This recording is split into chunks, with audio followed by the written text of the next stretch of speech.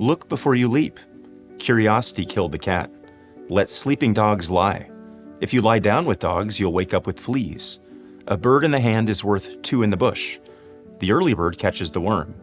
A penny saved is a penny earned. Where there's a will, there's a way. If at first you don't succeed, try again. Absence makes the heart grow fonder. Good things come in small packages. Opposites attract. Ignorance is bliss. What I've just listed off for you are a handful of different sayings which have been handed down through the centuries by ancient Greek philosophers, ancient Egyptian sun worshippers, books like Aesop's Fables, and men like Benjamin Franklin and Mark Twain. And since they were first spoken, these pithy little statements of wisdom have guided the way that countless millions of people have thought about and talked their way through life's various situations as they look to make it through this life relatively unscathed, with major crises averted, with a certain amount of money in the bank, and with a certain number of toys in the garage.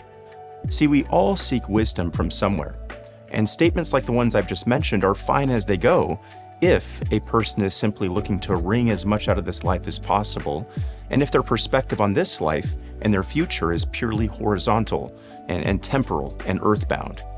But for those who are in the family of God, those who fear God, those who have put their faith in Jesus Christ, we have been given an entirely different perspective.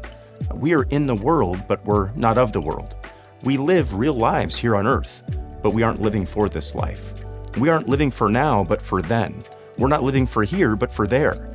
And we are guided by an entirely different source of wisdom for navigating this life, namely, what God Himself has revealed to us in His Word, the Bible. Now, there are 66 books of the Bible, and each one of those books has been given to us by God, and each one of those books contains wisdom from God.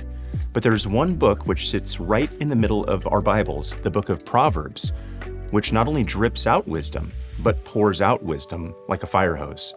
Like no other book of the Bible, the book of Proverbs is focused on what it means to walk in wisdom, in the fear of the Lord, as one navigates all different types of situations and relationships and issues and problems.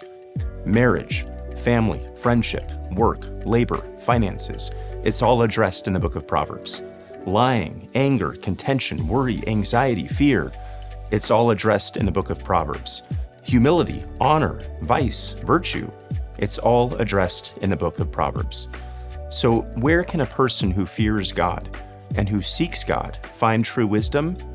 Well, broadly speaking, all throughout Scripture, in every book of the Bible, it's all from God, and it's all useful and profitable and necessary. But a great place to start as we seek to build a life on God and His Word, as we look forward to spending an eternity with Him, and in the meantime, as we seek to walk in wisdom in this world, is the book of Proverbs.